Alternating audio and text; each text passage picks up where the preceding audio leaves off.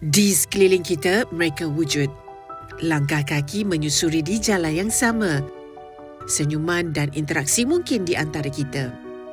Namun di sebalik kehidupan yang dianggap normal, ada beban tersimpan.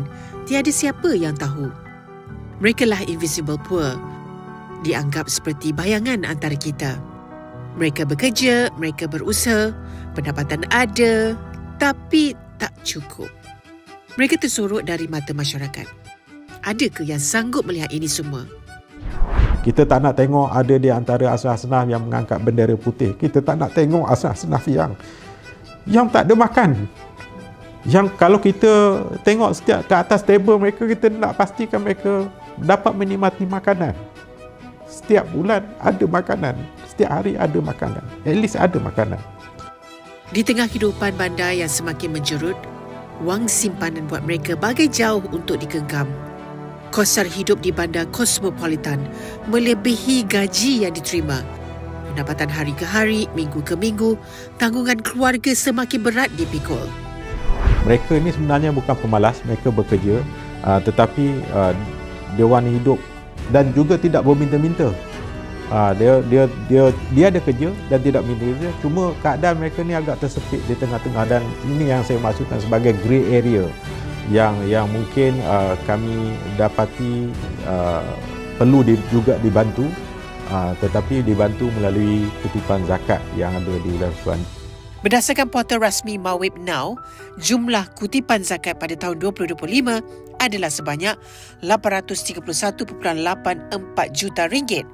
Tetapi jumlah agihan zakat mencecah RM1.01 bilion, menunjukkan defisit sebanyak RM730.84 juta.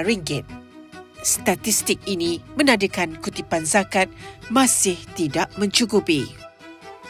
Datuk Abdul Hakim Amir menyeru pembayar zakat di wilayah persekutuan untuk menjalankan kewajipan melalui PPZ Mawib agar dana itu dapat disalurkan kepada mereka yang memerlukan.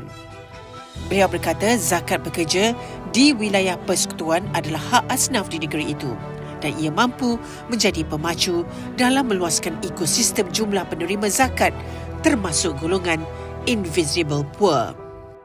Jadi apabila kami menerima bayaran zakat secara konsisten, kami boleh memastikan bahawa asnaf-asnaf yang sepatut kita bantu ini akan menerima bantuan secara konsisten.